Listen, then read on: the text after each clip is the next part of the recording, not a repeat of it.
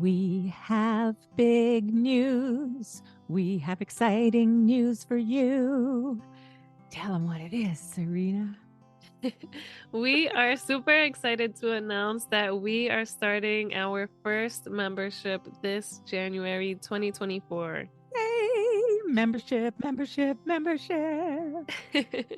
So we're excited to let you know that we will be hosting a monthly membership where when you join, you will be With us live in a Zoom room once a month for a workshop like we just hosted. It's going to be a workshop like that, one topic each month, a different topic. You might even help us come up with the following month's topic from inside our membership. Super excited to meet you. It was so fun meeting a few of you in our inaugural workshop. So we're really looking forward to that. And when you are a member, you will also be receiving a monthly newsletter where I'm going to be a little more intimate and I'll be sharing the things that are working and the things that aren't working for me. Yeah, like taking a tool that you've learned from the podcast and how you're implementing it and how well that worked, or maybe if it didn't work.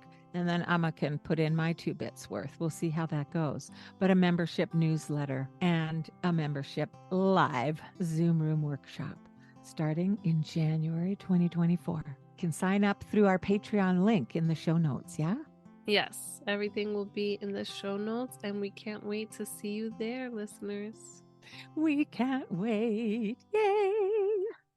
I just wanted to say, if there is parents out there that are doing this and they're just still exhausted and their babies still getting up all the time, it's just good to remember that it's just a season, and one day that baby is going to be an adult and you're going to sleep all you want, and thank you. Thank you, Serena. That's so good. A reminder. Welcome to the We Are the Village Parenting Podcast. Hi, my name is Serena, mother to 2 little ones. And hi, I'm Lisa, also known as the Singing Amma. Amma means grandmother in Icelandic. I am a mama and an Amma. In this podcast, I am learning to practice gentle, attachment-focused parenting. Amma Lisa is here to teach us why it's vital to our children's development and well-being.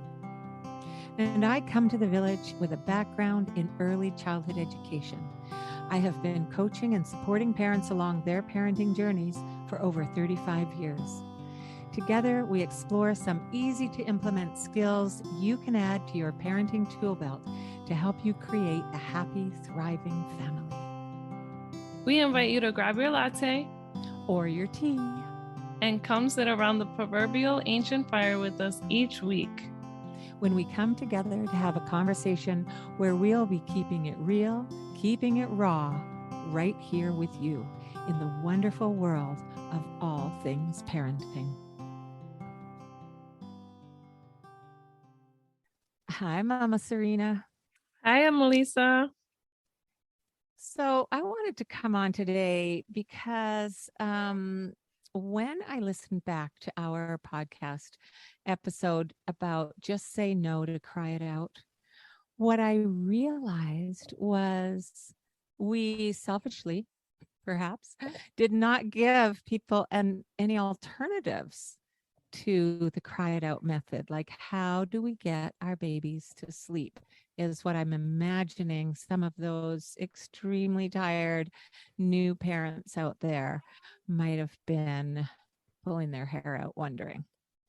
So I wanted to come back on and have a conversation with you, with your baby in your arms right now, who I can see on my screen. Yes, everybody. Our village can probably hear her.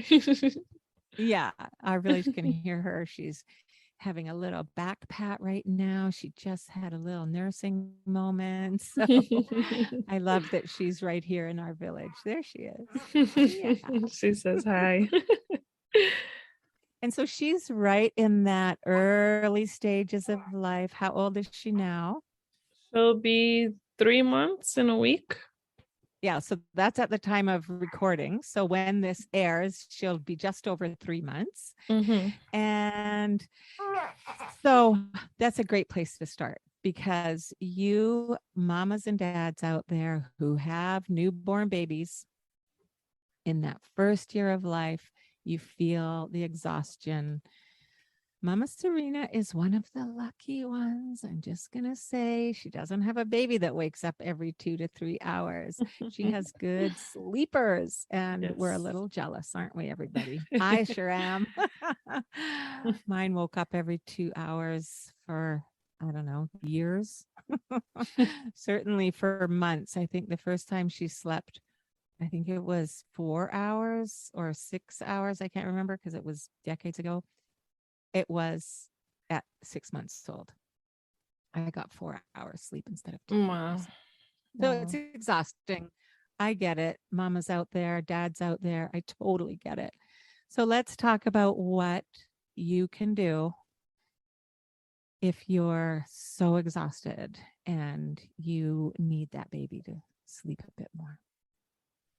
First of all, I'm going to reiterate that it's natural and normal for human babies not to sleep in really long sections of time. It's also natural and normal in Serena's case, the lucky few where they do sleep for a few hours at a time. But it is completely natural and normal that babies wake up every 2 to 3 hours. Partly that's, and I'm reiterating this from the previous podcast, but just to give us a foundation for going forward here today. Partly that's because the size of their stomachs is so small, they get hungry. Partly they're designed that way because it is safer for babies to wake up more often so that we can make sure they're okay, make sure they've got all their vitals working. You know, think about the fact that we're mammals. And if we were living in the wilds, like we were when we were designed and first on the planet, we would need to be waking up with our babies regularly to make sure they were still breathing, make sure they were, safe from predators, all that kind of thing. So it's a natural, normal occurrence for babies to wake up. They're not trying to drive you crazy. They're not being bad in any way. They're being natural, normal babies. So I just had to say that off the top. Now, do you know what the term circadian rhythm means? Your body clock. Yeah, exactly. So your body clock. It's when we feel sleepy and we're ready to go to sleep. That's our circadian rhythm at work. When it's time to wake up in the morning, I mean, most of us, by the time we're teenagers or adults, we're using alarm clocks. But if we actually lived more naturally and followed our rhythms, we would automatically wake up at a certain time. And a lot of people, once you've been waking up at a certain time with your alarm clock, say it's 7 o'clock in the morning, every morning, you naturally on the weekends you want to sleep in. No, you're going to still wake up at 7 o'clock because you've created a circadian rhythm by Mm-hmm. doing it that often. So the thing is, newborn babies do not have a circadian rhythm.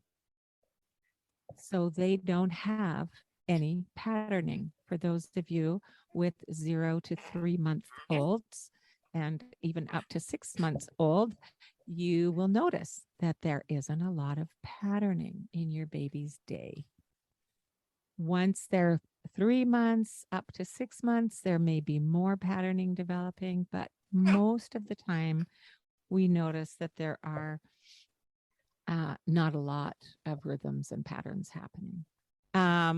Sleep for a newborn baby, and when I say newborn, let's talk about the 0 to 3 months, can be anywhere from 30 minutes. That might be how long your baby sleeps for. I hope that you get longer than that. And up to 4 hours. Now, I think your baby's sleeping longer than 4 hours, isn't she, Serena? Yeah, 4 to 5 hours. Yeah, so 4 to 5 hours. So, this period of time, fourth trimester, in your pregnancy, you've got the first trimester, 0 to 3 months pregnant, second trimester, where you have a little more energy than you had in the first trimester usually. Sometimes you're not having the morning sickness. And then the third trimester, when you're getting really big and the baby's getting ready to come out and you're exhausted again, but for different reasons. Many people now refer to that first 3 months of life as the fourth trimester. And the reason that that's important to know, and we will actually do a podcast all about the fourth trimester coming up. But the reason that that's important to know is that human babies are developmentally immature. So, because of the size of our human babies' heads by the time they're in utero for those 9, 10 months, and the size of our cervix, the opening where they have to come through, we need to give birth to them at that point. The reason it's important to know that the development of a baby is immature is that that's the reason that they have no circadian rhythm. So it's up to us to help them create that. One of the best, easiest ways to help them create their circadian rhythm is to have tons and tons of skin to skin contact. In those earliest days and weeks, bare naked baby on bare naked mama or dad or primary caregiver, like if there's a grandmother around or somebody. But bare naked skin to skin is so good. Baby wearing helps develop circadian rhythms. Co-sleeping helps develop circadian rhythms. They regulate their bodies to our rhythms. Our rhythms help them regulate. It's so cool when you know that. It just makes like, oh yeah, of course. It's like when they're older and they're toddlers and they're having meltdowns and people are getting angry at their children because they're misbehaving, quote unquote. But actually, they don't know how to yet regulate themselves. They are learning self regulation. So, at the very earliest stage of life, they don't know how to regulate their rhythms. It's up to us to help them. So, when they sleep beside us, so these are all the foundations of helping your baby learn how to sleep longer and deeper, right? When they sleep beside us, they feel our rhythm in our bodies. They feel the heartbeat slow down. They feel our breathing deepen. Often you'll notice as a brand new mama, especially mamas are tuned into this. I think some dads can be somewhat tuned in. No offense, dads, but they were in our bodies for those of us that gave birth to our babies. We feel, and I think we're just wired, and so probably adoptive mamas feel it too. I'll have to ask an adoptive mama. That would be cool. They feel our awake times. Like we all go in and out of light sleep and deeper sleep, right? So when the baby wakens even slightly, in the very first few days, and they're going, I mean, I was awake like almost 24/7 at the beginning because I Yeah. just had this, right? That Mhm. wide open awareness of what's my baby doing. And I really got that was the safety mechanism of the mammal that I am, that we are listening and making sure my baby was safe. And I didn't try. It was just like, oh, what's she doing? And so when she or he awakens, baby awakens, mama comes up out of deep sleep and then goes back down into deep sleep as soon as we know baby's okay. Baby feels that up and down. So they regulate to us. Okay, so that's exciting.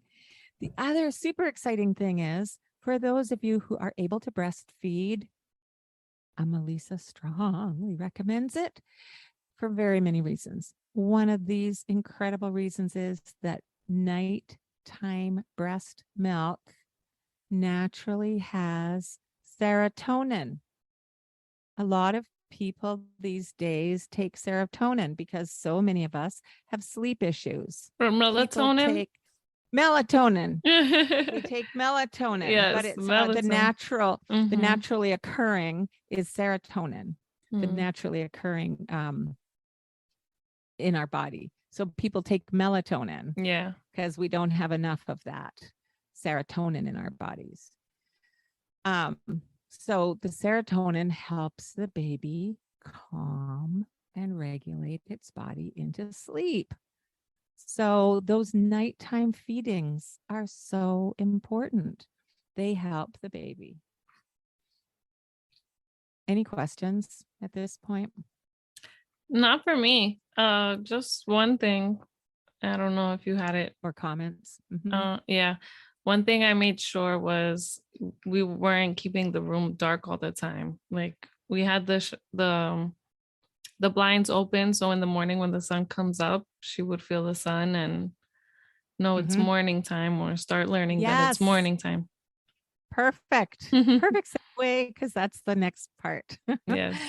So those really basics, hold your babies, wear your babies in the sling, hold skin to skin as much as possible, but even on your body when you've got clothes on, and then sleeping beside your babies and breastfeeding. Those are the ground floor foundational pieces to helping with sleep. Like who knew?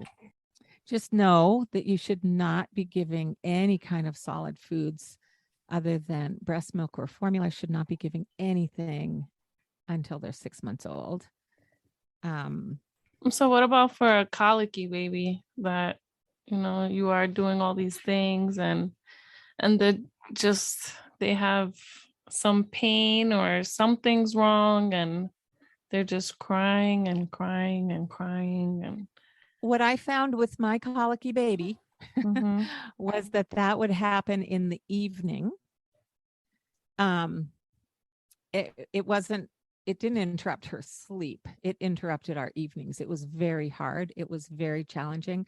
My partner worked in the evenings, and it was almost like as soon as he left to go to work at 5 o'clock in the evening, within the hour, she'd start crying and the colic cry. And there are things that you can do, but that's a whole nother conversation. But that did not interrupt her sleep. And it's not about feeding your baby to stop them having colic. There are things that you can do to,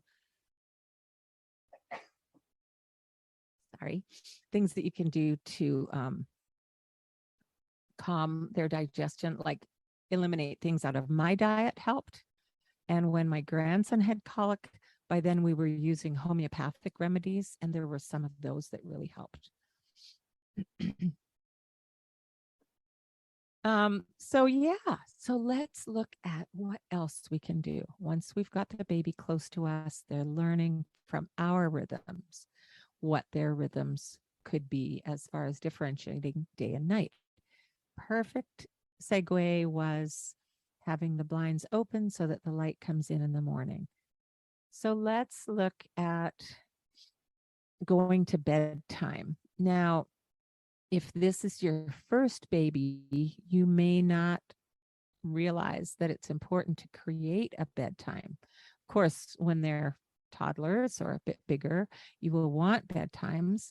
And the best thing is to start creating them early and gently. It's not a big, heavy deal, but dimming right after sort of normal dinner time is a great time to start that sort of bedtime rituals that you want to have in place by the time they're running around and having more structure to their days. So right after dinner time, the recommendation is to start dimming the lights in the house, in the rooms that you're going to be in, and start having less noise if possible. For those of you that are living in multi-generational houses with a whole bunch of other people, that might be hard in the main living areas. You might want to take that after dinner time and go upstairs into your bedrooms or off into your own spaces in the house, and start creating that quieting for your family, for you and your children. So quieting sounds, getting off the screens is really important. And partly because the screens are bright and they make our eyes and our minds very active and alert. We want to slow down that alertness and rise up the kind of calm energy. So, creating a bedtime ritual or routine early is such a good idea because children thrive with things that are predictable. It needs to be pleasant and quiet and really loving and caring. It's not like you're going to get mad at them about hurry up and get to bed. I mean, when they're toddlers, yeah, you sometimes probably will. But, for the most part, creating routines that are predictable, pleasant, and quiet is the aim.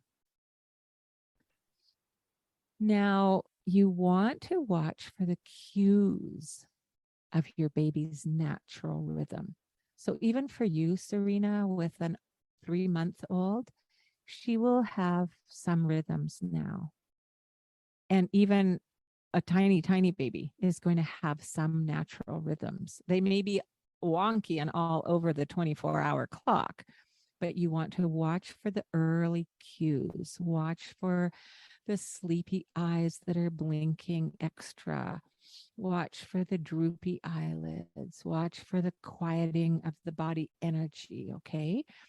And then that's when you start to introduce the bedtime, getting a diaper change happening, talking in a quieter voice, dimming those lights, all that stuff. And then using the baby's or your child, because you can do this with older children if you're going to try to reestablish a better bedtime ritual routine that works for sleeping better, even with your toddlers, even with your preschoolers, even those of us adults who are having sleep issues. These rituals and routines all work for all of us. So you use your body's clues, your baby's body's clues first, and you pay attention to them, and you get them going to sleep at that time. So say your newborn baby is getting tired at, 11 o'clock at night. For you, that's too late. But if you try to get that baby to bed earlier, it might backfire. So you've got to get that baby into that sleep pattern at 11 o'clock, and then she will fall asleep because she will be ready for it. Her body is ready and wants to go to sleep. Once you've established that on a regular basis for a few nights in a row, you can move it up incrementally, but only try to move up sleep changes by 15 minutes. So then after a few nights, you could try 10:45, aiming for 10:45 sleep. Then after 5 or 6 nights, go for a 10:30 sleep. And that way you can bring it closer and closer to the time that you want that bedtime to be. And make sure it's really well established before you try to change the timing. Does that all make sense?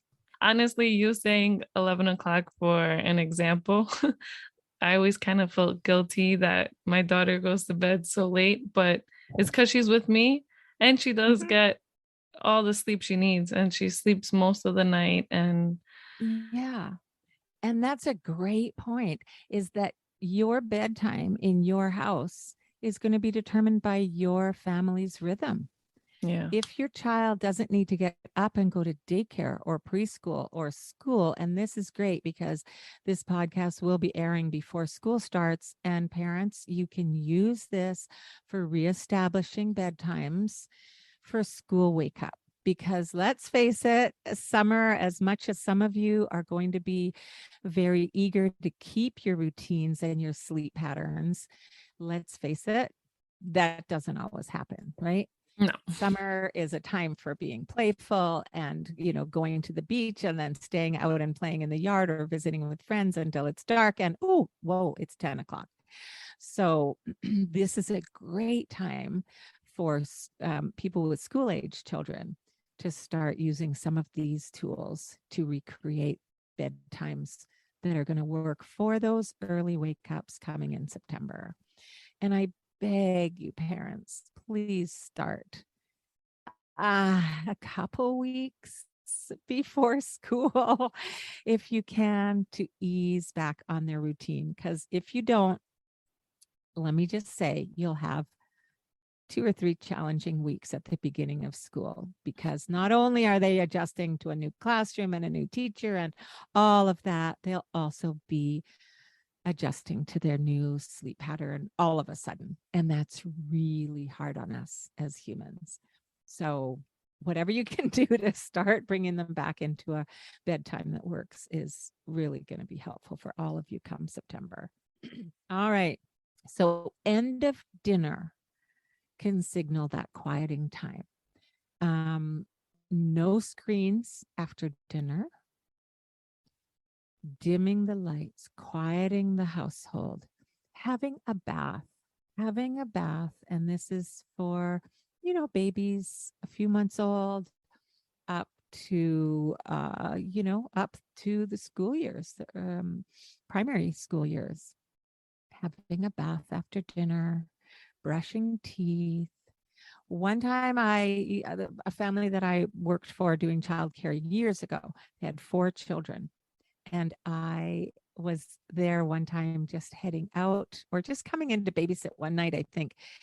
And the parents, both parents, were sitting on this beautiful staircase in their beautiful house that they lived in then, brushing their teeth together with all 4 children. They were all sitting on their own little step and they were all brushing their teeth.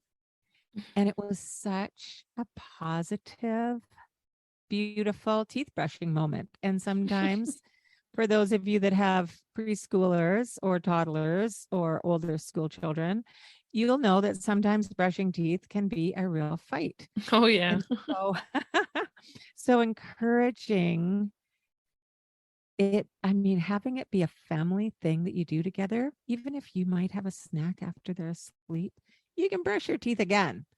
But brushing your teeth, it models for them,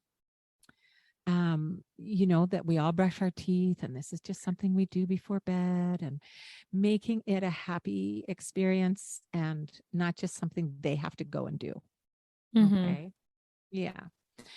And then bedtime stories, at in your bed, in your child's bed, if they have their own, depending on how old they are, and snuggling with them, sitting beside them, touching them, just letting them reach out and touch their hand onto your arm if you're sitting beside them, whatever. Bedtime stories, we will get into that in another episode, how important they are. And of course, for me, the singing, I'm a lullabies. Of course. Lullabies are so important. And we will actually have an episode in the near future, I hope, all about lullabies. And I'm going to be teaching some lullaby workshops to share with you the importance of lullabies and to teach you some classic lullabies and some that I've written, but I digress. Lullabies are calming and soothing.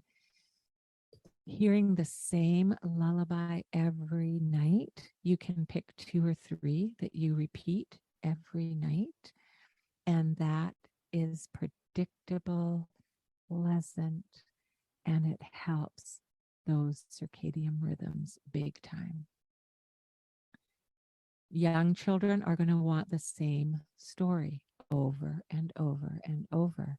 There's some really good reasons for that. They're not trying to bug you. They're not trying to drive you crazy. There's some very good reasons for that. So, as much as you can without it driving you absolutely bonkers, trust that their little minds know what they're doing when they ask for the same stories and the same songs. Okay. So, anything else? Oh, yeah. And then you talked about the morning light. So then it's waking up time. So, with all of those things in place, baby and children are going to go to sleep more easily once you've established it. And for those who've had troubles, it's going to take some time. Try to keep being gentle. I know it's frustrating. And once you've got that rhythm going, they're going to go to sleep easier. They're going to sleep more deeply. They're going to have longer sleeps. And they're going to wake up happier. So, waking up time, getting that daylight in to the room, like actual daylight, is really great. If you have super early wakers, some parents have babies that wake up at 5 or 5:30 in the morning. And in the winter, where we live in the Northern Hemisphere, that's going to still be dark. So put some lights on. But the natural light coming through the windows causes cortisol production. Cortisol, we talk about sometimes that hormone in our bodies that is like bad because we get over cortisol high and we can't fall asleep, but it's actually a good hormone when we just have enough of it. It's the hormone that keeps us alert and awake. So we want some cortisol in our bodies. In the morning when the light comes in, that's when we get the cortisol production happening. So having, again, some kind of wake up times that happen where I have one of my favorite memories of my oldest grandson. When he was little, he slept over with me quite often. And in the morning, he always woke up at 7 o'clock and he would wake up and say, "Good morning, Amma. Can I open the curtains?" And then I would be so tired because I wasn't sleeping well in those years. But of course, I would say, "Of course you can." And he would jump up on the bed and he'd pull the curtains open above my bed. And that was how we started our day. And it was such a happy start to the day. And he just wanted to let the light in. He wanted the day to begin. And it was just such a positive thing. Another thing I'll say for you is, and this isn't particularly about sleep, but for those of you who are tired in the mornings and your children are hungry in the mornings, having that kid cupboard that's available to the toddlers to help themselves that we talked about way back in the very beginning of this podcast. I think it might have been episode 1. We'll put it in the show notes, the kid cupboards. Have some foods in there that they can help themselves to, and that'll give you a few extra minutes to get yourself, the sleep wiped out of your own eyes and join them for creating some breakfast for them. So that can really help with us not being cranky in the mornings, because that's what he would say then. "Amma, can I go get us some snacks?" And I'd say, "Sure." And he'd go run and he'd choose. And, for those of you who haven't listened to that episode yet, they're all nutritious foods that we don't mind them eating any time of the night or day. If you're getting them, granola bar type foods, please read the ingredients and make sure there's not a lot of sugar in there, because they put sugar everywhere they can. So nutritious little, nut mixes, or anyway, lots of possibilities for that. One question. In the mornings, do you wake a sleeping baby? Do you let them sleep? No, I would not wake a sleeping baby, God forbid, especially when they're really little. Um, really, it's about allowing them to develop their rhythms. And like I said, in those first 3 months, in that fourth trimester, as it's called, they don't have any circadian rhythm. So we are gently introducing that. So, yeah, no, I would not. And that's a great question. If you don't have to, take that opportunity for yourself to spend time with your older child or children, for yourself to get some extra rest, for yourself to get that load of laundry in, Mm. whatever it is that, or to have that cup of tea or coffee alone by yourself that morning. Yeah, no, I would use that as a gift. They will develop that rhythm. If you've got that light coming, I would definitely still open the window, open the curtains, Yeah. let that light in Hmm. so that that light's coming in at 7 o'clock every morning or whatever your wake up time is. Let that light come in every morning. They will juggle themselves around to meet that. I just wanted to say if there is parents out there that are doing this and just still exhausted and their babies still getting up all the time, it's just good to remember that it's just a season. And one Yes. day that baby is going to be an adult and Mm. you're going to sleep all you want. And Oh, it's a thank you. season. Thank you, Serena. That's so good. A reminder. Like every week, we could be saying that, because my baby woke up every 2 hours. I was exhausted. I did most of these things just naturally and from the research I did way back then when I had to read books and magazines. but I was exhausted and I was beside myself. And my partner sadly wasn't hugely supportive and helpful, as some of your partners may not be too. And it's hard. And my baby is now in her 30s. She has two half grown children. I miss those days. I really, Yeah. really do. Mhm. So cherish them, even when you're pulling your hair out and exhausted. It's a season. Yeah. Thank you for saying that, Serena. No problem. Yeah. Good luck. And please let us know if you have further questions, anything at all. We love to hear from you. Yes, thank you. Bye. Bye. So, thanks for joining us on this week's episode. I'll try to make this quick because I know you parents are busy. So, here are my 5 takeaways.